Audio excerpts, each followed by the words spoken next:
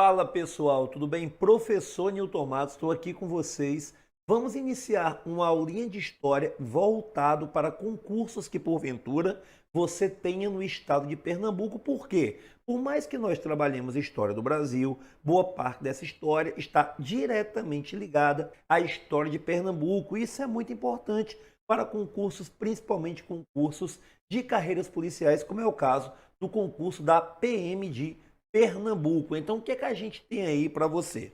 Como primeiro momento, nós temos a ocupação pré-histórica do atual estado de Pernambuco. Muita gente costuma deixar essa matéria um pouco de lado, porque acredita que ela não é tão passível de ser cobrada em concurso. Mas, na verdade, quando eu me refiro à ocupação pré-histórica, eu tenho algumas informações que são consideradas relevantes. E detalhe, são informações repetitivas, até mesmo da história de outros estados, não somente do estado de Pernambuco. Então, vem comigo, porque a gente vai em cima dessas informações. Primeiro, o uso do termo pré-história. O que é que você acha? Que o uso do termo pré-história está correto ou que o uso do termo pré-história está errado? De antemão, eu já afirmo. O uso do termo pré-história ele é considerado pela maioria dos historiadores como um termo incorreto.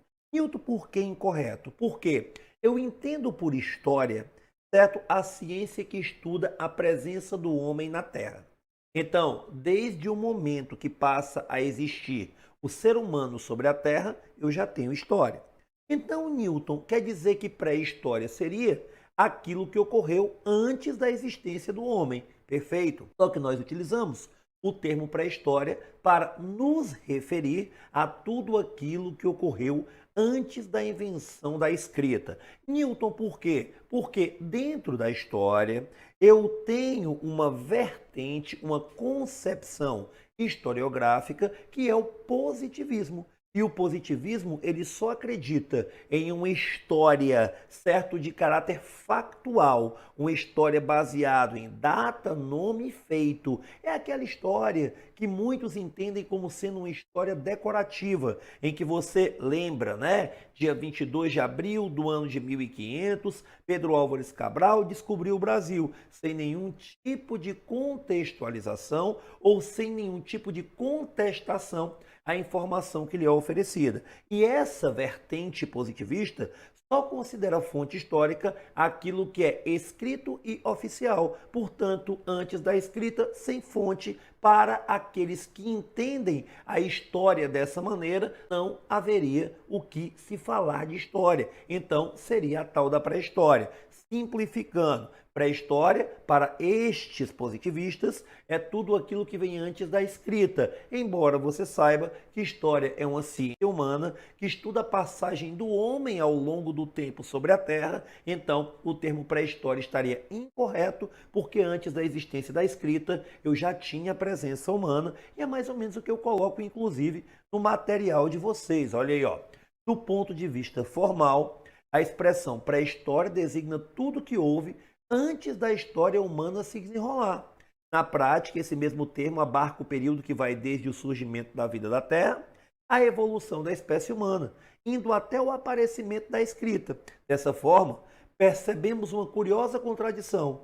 Como o termo pré-história é utilizado para se definir um tempo em que os seres humanos já existiam na Terra. Portanto, falamos aqui que a utilização do termo pré-história, ela acaba sendo o quê? Incorreta. Mas como nós estamos falando de ocupação, principalmente de uma região tão importante, que é a região que atualmente corresponde ao estado de Pernambuco, nada melhor do que nós trabalharmos algumas teorias a respeito dessa ocupação. Nilton, quais seriam as principais teorias? Eu posso te dar uma teoria, eu posso te dar duas teorias, eu posso te dar três teorias, ou eu posso te dar quatro teorias. Uma, duas, três ou quatro teorias. Nilton, para a minha prova, eu tenho que levar as quatro? Eu creio que não. Uma, inclusive, é basicamente desacreditada. Nilton, para a minha prova, eu preciso levar pelo menos quantas? Eu levaria duas teorias para você. Nilton, quais são as duas teorias? Primeiro, a teoria transoceânica e segundo, a teoria de Bering, ou o Estreito de Bering. Nilton, qual seria aí, certo, a teoria mais conhecida, a teoria de Bering, ou seja, a teoria que diz que os primeiros grupos humanos chegaram até a América via certo Estreito de Bering, passando da região que atualmente corresponde à Sibéria para a região que hoje corresponde ao Alasca e descendo pela América do Norte até chegar à América do Sul e assim ocupar o território do atual estado de Pernambuco. Newton, pera ainda. Então, essa é a teoria mais conhecida? É. Mas é a única teoria considerada importante que eu devo levar para a minha prova? Não. Olha a primeira teoria que eu apresentei para você. A teoria transoceânica, de que se teria chegado os primeiros humanos, certo? Até aqui. Quando eu falo aqui, eu falo de América do Sul, principalmente Brasil, certo? E principalmente aí a região que corresponde ao litoral brasileiro, ok? Através de pequenas embarcações vindas principalmente da região da Polinésia. Então, parte viria da própria Europa e parte viria da região da Polinésia.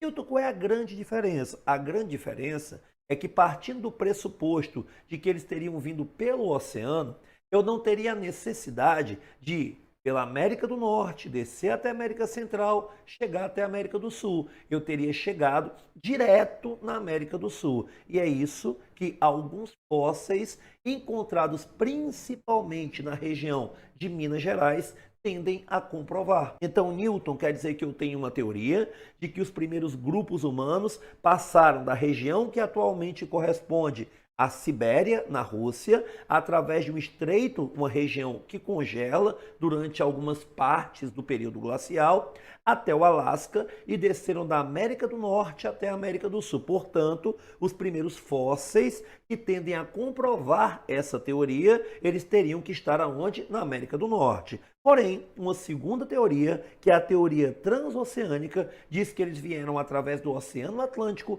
em pequenas embarcações, vindos principalmente da Polinésia e chegaram basicamente ao mesmo tempo também na América do Sul. Então, toma cuidado, porque essas duas teorias costumam ser cobradas em prova. Mas eu falei para você que eu posso te dar ou uma, ou duas, ou três, ou quatro teorias. Duas eu já dei. E quais seriam as outras? Simples. Uma diz que a vida humana surgiu na América do Sul, ou seja, diz que nós somos autóctones, ou seja, que a vida é originária, certo, do próprio solo americano. Essa aí é a que eu falei, que é até certo ponto desacreditada. E tem uma outra que eu vou te apresentar. Olha aqui, ó. Então, Newton, eu acho que está errado. Eu continuo com as mesmas teorias. Tem uma quarta teoria, que seria a junção dessas duas teorias. Parte dos agrupamentos vem pelo Estreito de Bering e outro vem através de pequenas embarcações pelo oceano. Então, vamos agora sistematizar o nosso pensamento. Primeira teoria, quase desacreditada, que é a teoria de que os primeiros agrupamentos surgiram na própria América. Seríamos autóctones. Segunda teoria, a teoria do Estreito de Bering. Terceira teoria, a teoria transoceânica. E quarta teoria, a teoria que junta Bering e a transoceânica, acreditando que as duas podem ter coexistido. Perfeito até então? Então, salve essa informação, porque ela pode sim, e quase certeza que vai ser cobrado na sua prova. Newton, como é que eu sei o que aconteceu antes da invenção da escrita? É por isso que a história, ela necessita de ciências auxiliares. A história necessita de ciências auxiliares. E qual é a ciência auxiliar que melhor efetivamente servirá à história para que nós possamos entender o que aconteceu antes do surgimento da escrita? Eis que eu te apresento aquela que se torna a principal ciência auxiliar, certo? Dentro daquilo que nós precisamos nesse momento. Vou pegar até a minha canetinha aqui para apontá-la para você. Bem aqui, ó. Bem aqui. Você está vendo? É a arqueologia. Então, para mim, a principal ciência auxiliar que pode ser cobrada a você é a arqueologia. Mas pode ver que eu coloquei aí outras ciências auxiliares. Newton, quais são? Antropologia, bem aqui, paleontologia, heráldica, numismática, a própria psicologia, certo? A arqueologia e a paleontologia. grafia. Newton, mas por favor, meu querido, do que fala cada uma? Qual é a primeira? A antropologia. Newton, e ela fala sobre o quê? Estuda o fator humano e suas relações. A paleontologia, estudo dos fósseis. A heráldica, estudo de brasões e emblemas. A numismática, estudo de moedas e medalhas. A psicologia, o estudo do comportamento humano. E a arqueologia, o estudo da cultura material dos povos antigos. A paleografia, estudo das escritas antigas, entre outras. Então, eu tenho aí ciências que auxiliam a ciência, eu óbvio, né? Sou professor de história, vou dizer que é a ciência mãe. E a história, a quê? A tentar explicar um pouquinho, certo, daquilo que aconteceu antes que a escrita nos trouxesse mais informações. Não necessariamente, certo, o que está escrito tem que ser verdadeiro. É por isso que um historiador, certo, junto às fontes, deve estabelecer problemáticas. E o que seriam essas problemáticas? Seriam perguntas feitas a essas fontes, para saber se o que elas respondem se encaixa com aquilo que o historiador vem estudando dentro de um contexto, beleza? Então, ciências auxiliares da história, aí você vê, eu lhe citei algumas: antropologia, paleontologia, a própria psicologia, a heráldica, a numismática, certo? A arqueologia e a paleografia são ciências, caso você não tenha notado, elas estão aí, certo? Fala, guerreiros e guerreiras. Professor Hugo Dias. Galera, rapidinho aqui atrapalhando a sua live, só para passar um recado para você. Galera, se gostou dessa aula aqui, evolua, adquira o nosso curso completo. Isso aqui é apenas uma aula de todo o nosso curso. O curso do HD é completo. Tem simulados, tem questões, tem cronograma. Tudo você imaginar, o curso da gente tem, beleza? Seguindo. O curso da gente é atualizado, para você não correr o risco de perder o seu concurso por uma questão desatualizada, por um material desatualizado. E a cereja do bolo, o nosso suporte é super rápido. Mandou uma mensagem no nosso direct, você vai ser atendido com altíssima velocidade, beleza? Quer adquirir nosso curso? Adquira agora mesmo. Assistiu a aula? Gostou? Comprou. Logo no primeiro comentário aqui desse vídeo que você está assistindo, tá lá o meu WhatsApp lá, manda uma mensagem para mim e adquira o curso e evolua, beleza? Valeu! Importância da arqueologia, que eu falei para você que para mim era a principal ciência auxiliar. Qual é a importância dela? A arqueologia está diretamente ligada à nossa memória, às nossas possibilidades de conhecer aspectos do nosso passado, através de vestígios deixados por indivíduos ou comunidades inteiras, bem como ao nosso direito à preservação dessa memória, ao nosso direito de deixar para gerações posteriores prova da nossa história e, óbvio, mesmo com o termo sendo usado incorretamente, pré-história. Newton, hoje em dia, é muito comum se cobrar, certo, em provas de história, conceitos de memória e verdade. Conceitos de memória e verdade. Newton, o que seria esse conceito de memória? O conceito de resgatar, o conceito, inclusive, de revisitar aquilo que se conhece sobre o passado. Em busca de quê? Em busca de uma aproximação, em busca de uma relação mais fidedigna, de uma relação mais concreta com o que realmente aconteceu. E a isso você dá o nome de quê? Verdade. Então, pelo amor de Deus, olha, hoje em dia, em provas de concurso, certo? Os conceitos de memória e o conceito de verdade têm sido muito cobrados. Então, entenda como memória, certo? A ideia de você revisitar, a ideia de você estudar aquilo que no passado aconteceu, certo? Inclusive, meus queridos, através de um estudo mal feito, eu posso te criar até mesmo uma falsa memória, uma falsa percepção do que aconteceu. A ideia de te passar números que muitas vezes não correspondem dentro de um contexto ao que necessariamente criará uma verdade, pode te gerar uma ilusão, uma falsa memória. Exemplo, eu posso pegar e afirmar para você que durante a ditadura civil-militar brasileira, certo, nós tivemos um momento brando se comparado, certo, a outras ditaduras da América Latina, como é o caso da chilena, como é o caso da Argentina. o que não significa a verdade. Por quê? Porque eu posso utilizar um único indicador, que por mais que tenha sido apresentado como verdadeiro, que é, por exemplo, o número de mortes, não corresponde ao que efetivamente me dará como sendo indício de violência dentro de um contexto. Pode ser que no Brasil, boa parte das pessoas que porventura não estejam mais entre nós tenham sido dadas pela ditadura como desaparecidas e não necessariamente como mortas. Então, boa parte daqueles que sequer são tratados como cadáveres podem não servir para comprovar o quão violento foi esse período no Brasil. Então, entenda, a memória ela está ligada ao estudo passado. Certo? Quanto mais fidedigno, quanto mais concreto, quanto mais responsável esse estudo, mais próximo daquilo que eu chamo de verdade eu estarei. Ok? Então, por favor, olha o que eu estou falando. Certo? Memória e verdade são dois conceitos muito cobrados em prova de concurso. Por favor, não vacila com relação a isso. Não vacila mesmo. E a gente vai para uma parte aqui que muita gente considera, certo, ser a coisa mais importante. E o quê? Olha, a gente está falando de pré-história, ou pelo menos de um contato, certo, antes da chegada aí da escrita, certo, com o território pernambucano. Então, a arqueologia, já falei, para mim, talvez seja a ciência auxiliar com maior probabilidade de ser cobrado na sua prova. Só que aí alguns conceitos precisam ser conhecidos, como é o caso do conceito de área arqueológica e o conceito de sítio arqueológico, para que nós possamos falar dos principais sítios arqueológicos. Porque geralmente o que as pessoas fazem?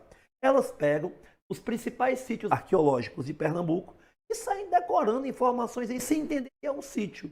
Então posso te perguntar, por exemplo, se determinado sítio é uma área, ou se determinada área é um sítio, e você vai ter que entender que eu tenho dois conceitos que são diferentes dentro ali do mesmo contexto que é a arqueologia. E qual é a diferença de uma área arqueológica para um sítio arqueológico? Deixa eu te falar. Dentro de uma área eu posso ter vários sítios. Nilton, como assim? Vem comigo, acompanhe aí para você ter uma noção. Área arqueológica é um nome dado a uma determinada localidade na qual são encontrados vários sítios arqueológicos. Já sítio arqueológico é o local onde se encontram registros de indivíduos ou grupos de indivíduos significativos para a história ou pré-história do homem. O Brasil possui mais de 12 mil sítios arqueológicos de uma importância única. Destes, há muitos que se encontram no estado de Pernambuco, ou seja, no nordeste do Brasil. E é importante que nós saibamos, certo, que quando nós falamos de sítios arqueológicos, lá, obviamente, eu vou encontrar muitos vestígios da passagem do homem. E hoje em dia, certo, esses vestígios eles têm um valor considerável, mas um valor considerável mesmo. Hilton, você está falando aí de valor pecuniário, você está falando de dinheiro? Não somente. Embora, se eu estender um pouco mais e falar de fósseis, hoje você tem um grande problema, que é o contrabando de fósseis, que poderiam enriquecer ainda mais o estudo no Brasil, mas que acabam indo parar na França, indo parar em outros países europeus, que porventura, através da aquisição de pessoas com muito dinheiro e que querem aquilo para uma coleção particular ou para exibir, certo, em museus que eles acreditam, certo, para pessoas mais culturalmente favorecidas. Isso é totalmente incorreto, porque no Brasil também há uma grande parcela, ou pelo menos uma parcela da população que gosta de ter contato com os vestígios do homem, que gosta de ter contato com o seu passado. Ok? Agora, Newton, então quer dizer que tem um grande valor financeiro e é só isso? Não. Tem um grande valor de caráter imaterial. Você tem que ter cuidado com o que é material e com o que é imaterial. O que é um bem da cultura material é aquilo que pode ser tocado, é aquilo que é concreto. E o que é um bem da cultura imaterial é aquilo que está ligado à nossa cultura, é aquilo que está ligado a uma parte não palpável, a uma parte não concreta de nossa história.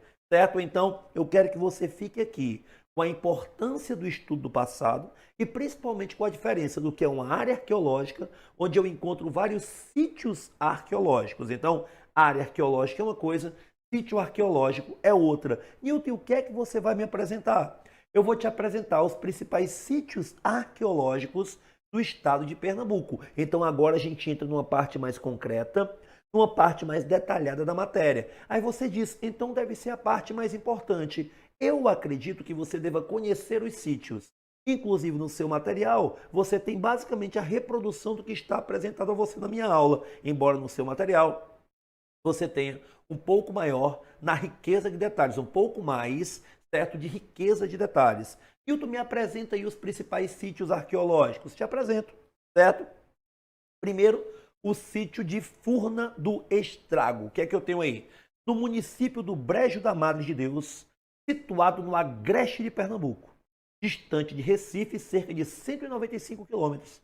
Encontram-se vários sítios arqueológicos, dentre eles a Furna do Estrago, um dos mais importantes sítios do Brasil, certo? Inclusive, chama-se a atenção para essa figura aqui, ó, a figura do flautista, a figura do flautista, certo? Newton, o que é o flautista? Um dos mais famosos esqueletos encontrados no local, certo? Newton, por que ele é chamado assim? Por ter sido encontrado, adivinha com o que, ó? Com uma flauta. Além de pinturas rupestres, artefatos utilizados pelos grupos humanos que habitavam o local em diversas épocas. Então, o sítio de Furna do Estrago, certo, se torna importante porque, através das ossadas, através das pinturas rupestres, e o que são pinturas rupestres? São aquelas pinturas feitas em cavernas. Agora toma cuidado, porque por mais que eu chame de rupestre, uma furna é diferente de uma caverna. Newton, como assim? Olha a diferença que eu apresento a você aqui, ó. Eu tenho bem aqui, deixa eu pegar minha canetinha, ó. A caverna é formada pela erosão, ou seja, vento ou água que por muitos séculos e milênios agridem a rocha e acabam por causar buracos ou galerias. A furna é formada pela sobreposição de rochas, ok? Então, vamos ver se você consegue entender. Ao invés de se cavar, certo? Através da erosão, um buraco, eu vou ter através da deposição, certo? A formação de um oco, a formação de um espaço. Então, furna é diferente de caverna e é na Furna do Estrago que é encontrado o flautista, ou, se você preferir, é encontrado uma série de outras coisas que marcam a presença do homem em várias épocas da nossa história. Ok? Então, esse é o primeiro sítio arqueológico e eu considero o mais importante para a prova. O sítio Periperi, situado em Venturosa, no agreste pernambucano, é formado por dois grandes, e é justamente desse jeito que se escreve, viu? Dois grandes matações. Não são duas grandes matações. Então, dois grandes matações que são como blocos, certo? De granito. Sua importância cultural está nas paredes cobertas de pinturas rupestres, no cemitério indígena e nos achados arqueológicos. É constituído por dois pequenos abrigos, Boqueirão e Morro dos Ossos. No primeiro se acumula água da chuva durante quase o ano inteiro, formando o açude. O segundo, menor do que o primeiro, foi usado como cemitério por grupos indígenas. Então você entende que o conceito é basicamente o mesmo, certo? Onde eu encontro pinturas feitas pelos homens nas cavernas.